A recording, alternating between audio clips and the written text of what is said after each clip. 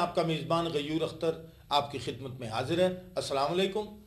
آج جو معلوماتی پروگرام لے کر میں آپ کی خدمت میں حاضر ہوا ہوں، یہ ایک طبی پروگرام ہے جو دکھوں میں گھرے مایوس مریضوں کے لیے خوشیوں کا پیغام ہوگا۔ لہذا مجھے خوشی ہے کہ میں اس پروگرام کی میزبانی کر رہا ہوں جو کہ خدمت انسانی کے لیے پیش کیا جا رہا ہے۔ ناظرین کرام، یہ پروگرام بالخصوص ان لوگوں کے لیے بھرپور رہنمائی کا سبب بنے گا جو کہ اولاد کی خوشیوں سے محروم ہونے کے باعث رات دن اندر ہی اندر دکھوں میں گھلتے جا رہے ہیں۔ تاہم دوسرے لوگ بھی اس پروگرام سے بھرپور استفادہ کر سکتے ہیں، کیونکہ اس پروگرام میں ملیں گی آپ کو ایسی طبی معلومات جو آپ کو بانجھپن جیسی خطرناک اور اذیتناک بیماری سے محفوظ رکھ سکتی ہیں۔ معزز ناظرین، اولاد کی تمنا اور بچوں سے محبت انسان کی فطرت میں شامل ہے، مگر پوچھئے ان لوگوں سے جو اس نعمت سے محروم ہیں۔ ناظرین، نہایت افسوس کے ساتھ اس بات کا اقرار کرنا پڑتا ہے کہ اولاد سے محروم ایسے افراد ہمارے معاشرے میں طعنوں کا شکار بنتے ہیں۔ حالانکہ ضرورت اس بات کی ہے کہ ایسے لوگوں سے ہمدردی کی جائے اور انہیں علیحدہ کرنے کی بجائے اس بات پر آمادہ کیا جائے کہ وہ علاج پر توجہ دیں۔ ناظرین، اولاد سے محروم خواتین و حضرات کے لیے یہ پروگرام خصوصی طور پر تیار کیا گیا ہے تاکہ ایسے افراد کو طبی رہنمائی فراہم کر کے اس حقیقت سے آگاہ کیا جائے کہ بے اولادی کیا ہے، اس کے اسباب کیا ہیں اور ان بیماریوں سے بچنے کے لیے کیا کرنا چاہیے۔ ناظرین، آپ تک یہ معلومات پہنچانے کے لیے ہم نے دعوت دی ہے ملک کے معروف طبیب اور ماہر امراض بانجھپن جناب حکیم دلشاد حسین تبسم صاحب کو۔ ناظرین، میں آپ کو حکیم صاحب کا مختصر تعارف کرواتا چلوں تاکہ آپ کو یہ علم ہو سکے کہ امراض بانجھپن کے حوالے سے ہمارے ملک میں ایسی طبی شخصیت موجود ہے جس کی ذاتی تحقیق اور عملی تجربات نے امراض بانجھپن کو قابل علاج بنا دیا ہے۔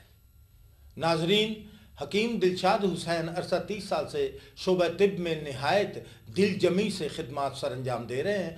دوا سازی سے لے کر نبض شناسی تک کوئی طبی شعبہ ایسا نہیں جس میں انہیں کمال حاصل نہ ہو۔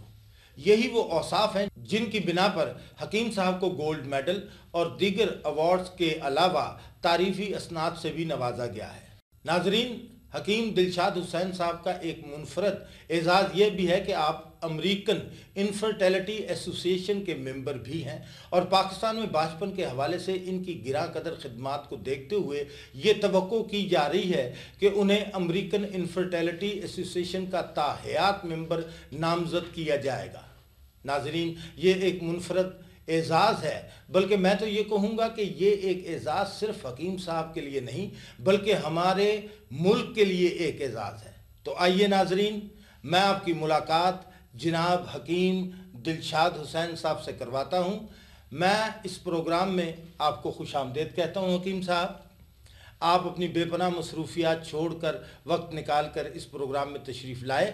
غیور صاحب، شکریہ ادا کرنے کی کوئی بات نہیں، کیونکہ بحیثیت طبیب میرا یہ مذہبی، اخلاقی اور پیشہ ورانہ فریضہ ہے کہ میں لوگوں کو زیادہ سے زیادہ طبی معلومات فراہم کروں۔ جزاک اللہ۔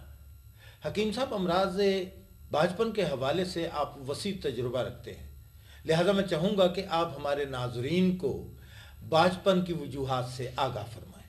میں آپ کے سوال کا جواب ضرور دوں گا، لیکن پہلے میں بانجھپن کے بارے میں پائی جانے والی چند غلط فہمیوں اور توہم پرستی کے حوالے سے ناظرین کو آگاہ کرنا چاہتا ہوں۔ جی ضرور، کیوں نہیں۔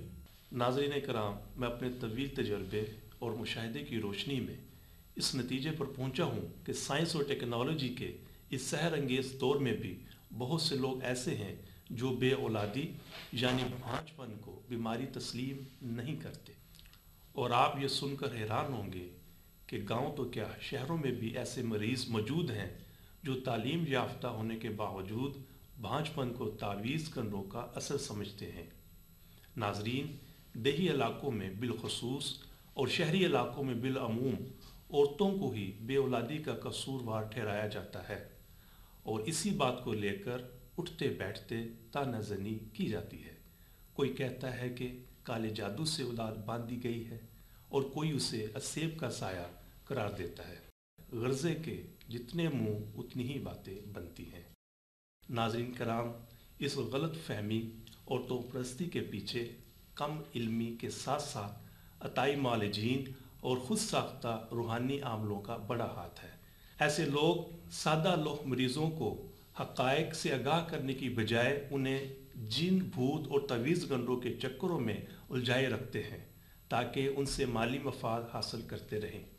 मोहतरम नाज़रीन, यूर अख्तर साहब ने अभी जो सवाल किया था, अब मैं उसकी तरफ चलता हूँ ताकि आप लोगों को ये इल्म हो सके कि बेऔलादी असेब या जादू टोने का असर नहीं, बल्कि ये एक तस्लीम शुदा बीमारी है जो बहुत सी वजूहात की बिना पर हो सकती है। नाजरीन, सबसे पहले तो ये बात ज़हन में रखें कि बेऔलादी यानी भांजपन की ज़िम्मेदार सिर्फ औरत ही नहीं होती, बल्कि मर्द भी ऐसी बीमारियों का शिकार हो सकते हैं जो उन्हें औलाद से महरूम कर सकती हैं। लिहाजा औरत को ही ज़िम्मेदार ठहराना किसी तरह मुनासिब नहीं। मोहतरम नाजरीन, मेरा ये तजुर्बा और मुशाहिदा है कि औरतों की निस्बत मर्दों में भांजपन की शरह कहीं ज़्यादा है, लेकिन अफसोस कि मर्द अपनी बढ़ती को कायम रखते हुए अपनी बीमारी पर तवज्जो ही नहीं देते और महज औरत को ही ताने सुनने पड़ते हैं। नाजरीन, बेऔलादी यानी कि भांजपन बज़ाते ख़ुद कोई बीमारी नहीं, बल्कि किसी एक या एक से ज़ायद बीमारियों का मनफी असर है जो कि मर्द या औरत को औलाद से महरूम कर देता है। लिहाजा ये बात अक्ल की कसौटी पर पूरी उतरती है कि अगर वजह मर्ज़ को दूर कर दिया जाए तो भांजपन से निजात मिल सकती है।